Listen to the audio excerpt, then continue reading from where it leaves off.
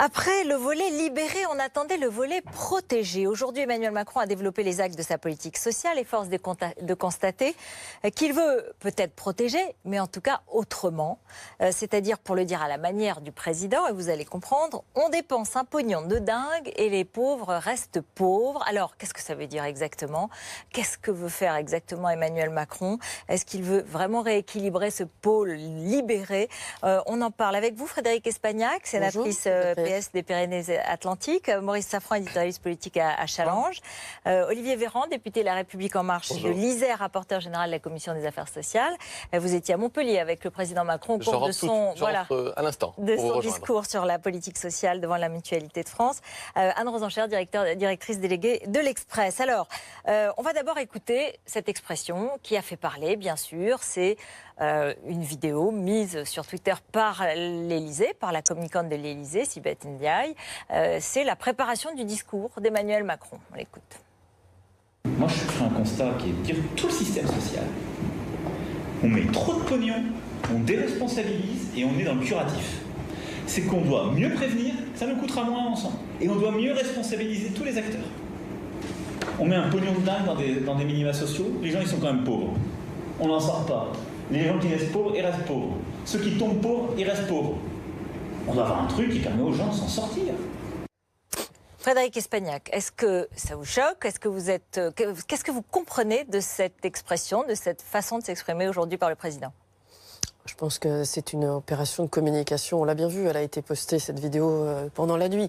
Alors, il y avait un contexte qui était celui de l'Aquarius hier. Il y avait peut-être aussi un manque d'intérêt sur le discours qui allait être prononcé. Je vais faire du en même temps. Je vais faire du en même temps. Il y a quelque chose qui a été prononcé cet après-midi qui est très important, on va être d'accord sur ça, c'est les propositions sur le reste à charge. Et ça, c'est ce qu'on attendait sur les Français. C'était une promesse de campagne d'Emmanuel Macron. J'ai envie de le ramener dans le passé à Ségolène Royal, puisque c'est elle qui l'avait proposé à l'époque. Et donc, ça, c'est positif pour les Français. Donc ça, on explique ce que c'est. Ça, c'est très important pour les Français. Le reste à charge sur les appareils auditifs, les prothèses dentaires et les lunettes, être pris progressivement à 100% par la sécurité sociale. Ce qui fait que toutes les personnes qui en ont besoin n'auront pas à dépenser un centime de plus et qui permettra justement, pas tout de suite bien sûr, mais qui permet surtout aux Français et aux Françaises qui en ont besoin et qui jusqu'à présent certains justement ne faisaient pas ces soins-là de pouvoir le faire. Donc on va faire du positif et je crois qu'il faut le saluer, c'est important. Voilà, Olivier Véran qui est je suis plutôt connu, je crois, pour avoir un discours de vérité et de sincérité. Sur le reste, les mots qui sont choisis, là, je les regrette parce que justement, on passe à je pense, cette belle mesure, en l'occurrence, et je crois qu'il faut aussi, tout simplement, assumer les minima sociaux. Aujourd'hui, dans d'autres pays, ils ne sont pas faits pour rendre les gens moins pauvres. Ils sont faits pour leur permettre de survivre, en tout cas, et de vivre décemment. Voilà, alors, je précise aussi dire les choses. Un discours qu'on voit à l'image, on écoutera un extrait, qui était beaucoup plus posé, qui n'est pas sur le même ton du tout. Tout à fait. Donc, c'est en ça que je pense qu'il faut... La communication, Maurice Safran, d'Emmanuel Macron dans ce contexte, et pourquoi? Là, on comprend très bien qu'autant... foutre le bordel, l'image avait été quasiment volée. Il ne savait pas. Il y avait des caméras. Non, l'image avait été quasiment... Non, mais je sais pas. Là, c'est une vraie opération médiatique. C'est ça qui est intéressant. Alors, effectivement, c'est toujours le même problème dans ce genre d'opération. C'est que... Et ils en sont responsables, évidemment. Ce qui est retenu, c'est la première partie de la phrase, pognon de dingue. Et ce qui est beaucoup moins retenu, c'est la seconde partie de la phrase qui essaye de mettre le contexte. Or, on ne retient plus le contexte, on ne retient que cette expression avec donc cette idée de Macron. Non, on va parler du reste. Hein, oui, mais ça fait partie de la journée et de la soirée. C'est normal. Depuis ce matin, ça fait partie, c'est ce que je dis. Mais ce qui est intéressant, c'est qu'on ne retient, et c'est sans doute leur faute, ça, on ne retient que la première partie de la phrase. Mais c'est pas une faute. Est-ce que c'est volontaire? C'est totalement volontaire. Hein.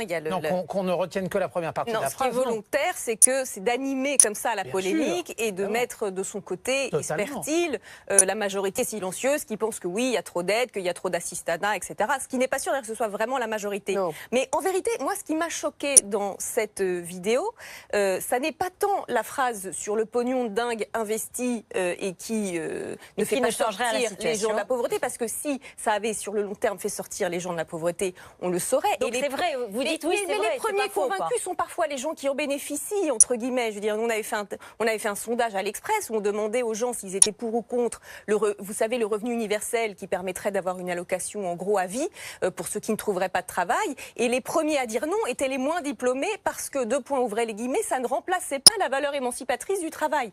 Donc qu'on arrête de dire que, voilà, sur les questions d'allocation, bien sûr que ça n'est pas la panacée. Moi, ce que je trouve plus contestable, c'est une phrase qui n'a pas été retenue dans votre montage et qui est il faut responsabiliser les gens pour qu'ils sortent de la pauvreté.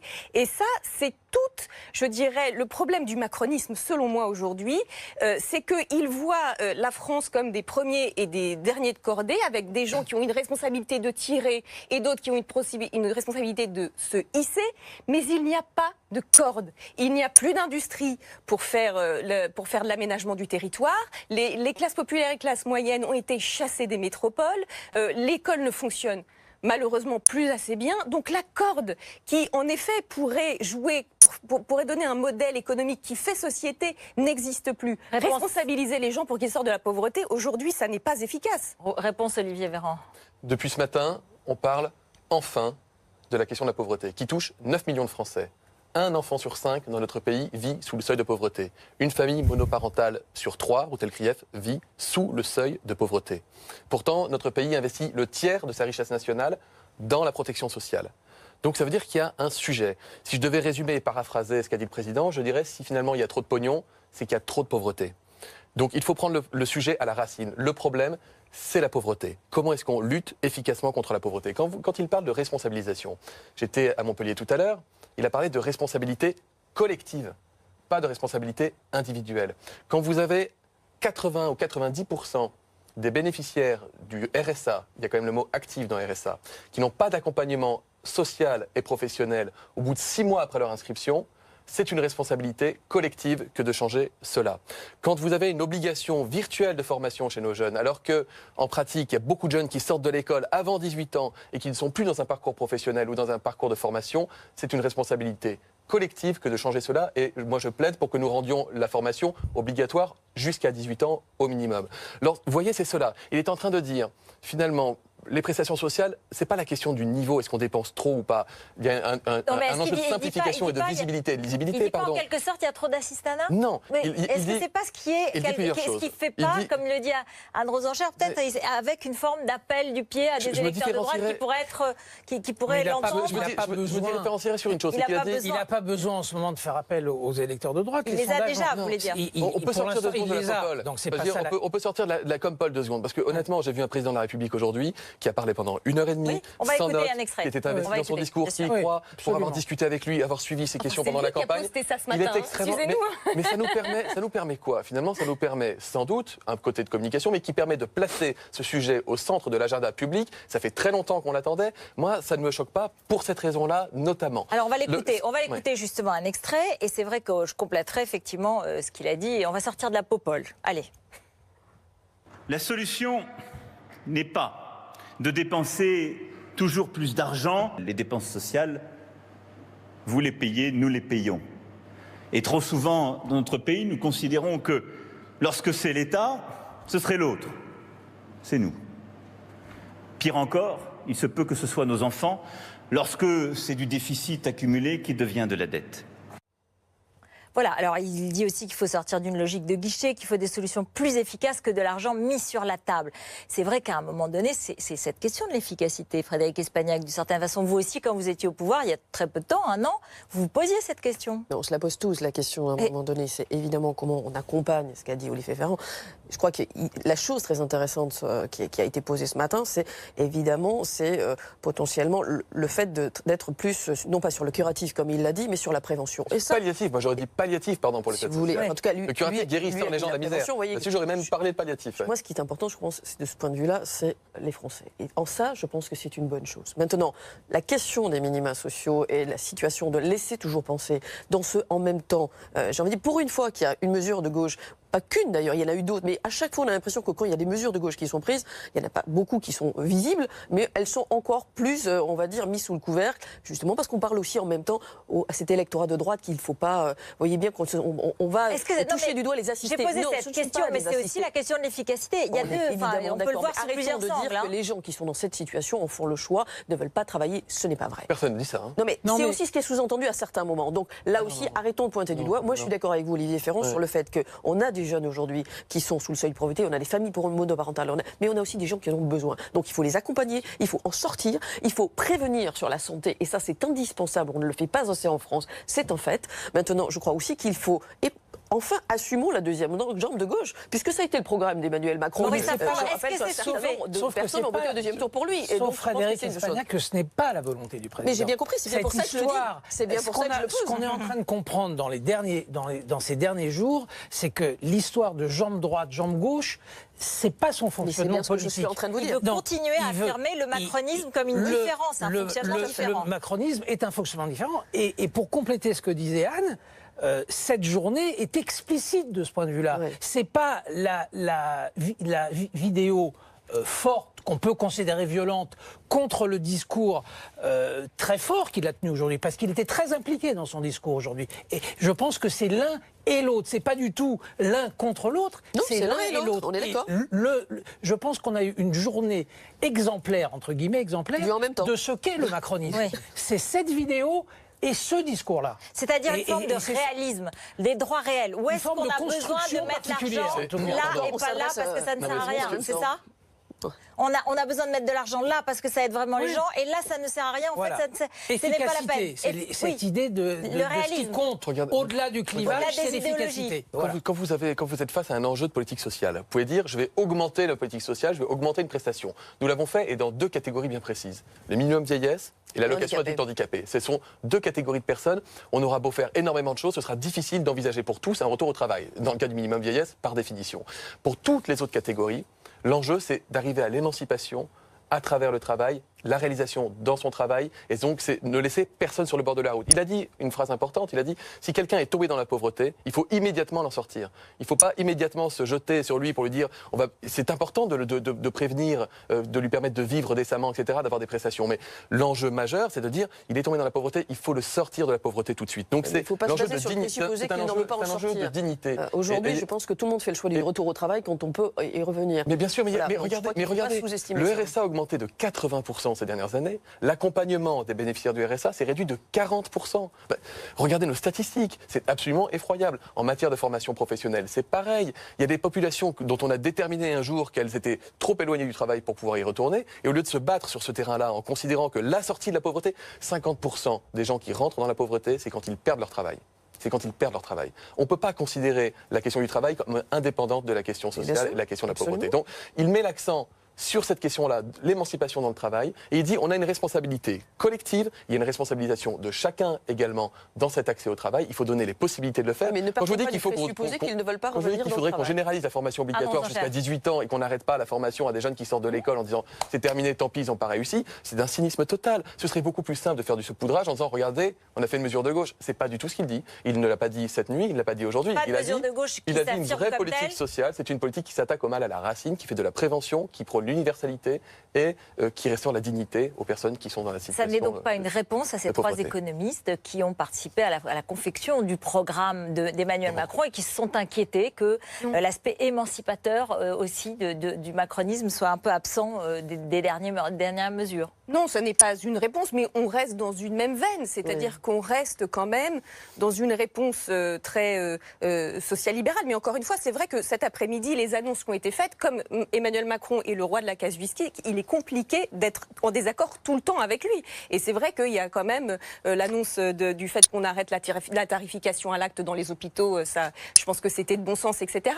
Mais moi, ce que je regrette, si vous voulez, c'est par exemple quand on parle du RSA, vous disiez que les gens ont du mal à en sortir. C'est vrai, mais c'est pas parce qu'ils ne veulent pas, d'ailleurs c'est ce que vous ne le disiez pas, mais c'est souvent, par exemple, il y a les fameuses trappes à pauvreté. Quand on vous propose que vous êtes mère célibataire et qu'on vous propose un tiers-temps ou un mi-temps chez Carrefour, vivre, mais vous n'avez aucun intérêt, vous allez vous appauvrir à l'accepter.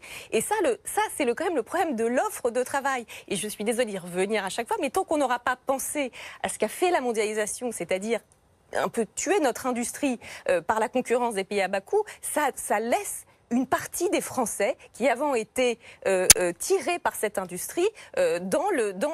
Ils s'en occupent pas de cela. Voilà. Ils ne leur parlent pas de cela. Maurice Safran, il ne leur parle pas? Si, il leur parle, mais ce que dit Anne est juste, mais le retour en arrière est sacrément compliqué. Il y a eu tous les dégâts de la mondialisation néolibérale. Ça a été absolument terrible, mais on ne reviendra pas 30 ans en arrière. Donc il faut effectivement trouver de nouvelles solutions, de nouvelles pistes. C'est extrêmement compliqué. C'est le défi numéro 1 du président de la République. Monter en gamme de la formation de nos jeunes pour arriver... Tout le reste, dans le fond, par rapport à ce dossier-là, tout le reste est assez simple.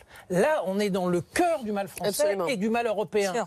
Donc, effectivement, et en plus, le contexte de l'Europe rend encore ce que vous venez de dire, Anne, encore plus compliqué. Bien sûr, donc là, moi, je pense que c'est très important le discours d'aujourd'hui, parce qu'au moins, le discours d'aujourd'hui a cet immense mérite de rentrer dans la vraie difficulté française. Et de ce point de vue-là, c'est une date de ce quinquennat. Frédéric Espagnac, pour conclure, Frédéric Espagnac. Oui, non, mais je pense qu'il y a plusieurs choses aussi. Je vais juste revenir sur l'annonce aussi, sur la loi sur le vieillissement et l'accompagnement. Oui. Merci.